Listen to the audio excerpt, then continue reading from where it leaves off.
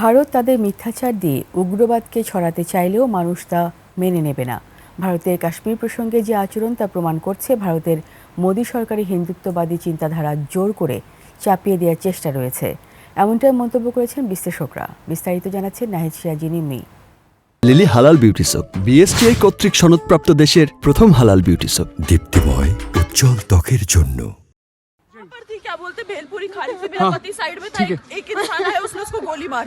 ভারত পাকিস্তান সংঘাতকে ঘিরে অস্থিতিশীলতার মধ্যে দুই দেশ থেমে থেমে চলছে হামলা পাল্টা হামলা, যেখানে সন্ত্রাস দমনের নামে প্রথমে হামলা করে ভারত নিজেই।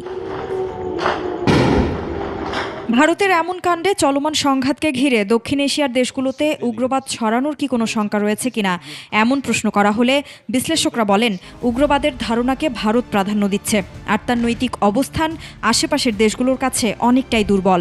নৈতিক প্রশ্নে বাংলাদেশের ব্যাপক জনগোষ্ঠী, এমনকি পার্শ্ববর্তী নেপাল বা শ্রীলঙ্কাতেও তারাও এটা সজাগ যে এখানে সন্ত্রাসবাদ ছড়িয়ে যাওয়া বা সন্ত্রাসবাদকে প্রশ্রয় দেবে না, এই ধরনের ভারতীয় যুক্তি আগে যে কোনো সময়ের চেয়ে এখন দুর্বল।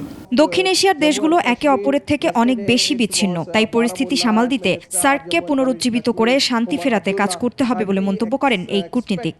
এখন যদি আমরা ইনিশিয়েটিভ নিয়ে সার্কের মাধ্যমে ওই প্ল্যাটফর্মটা নিয়ে যদি একটু মানে পিস ডিভিডেন্ডের জন্য, পিস নেগোসিয়েশনের জন্য যদি কিছু করতে পারি, ওটা অনেক বেটার হবে। উগ্রবাদ ছড়ানোর আশঙ্কা না দেখলেও বাণিজ্যিক ক্ষতির কথাকে উড়িয়ে দিচ্ছেন না বিশ্লেষকরা।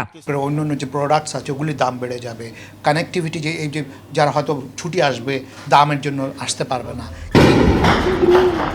নাহিদ সিরাজি নিম্মি, 21 টেলিভিশন, ঢাকা।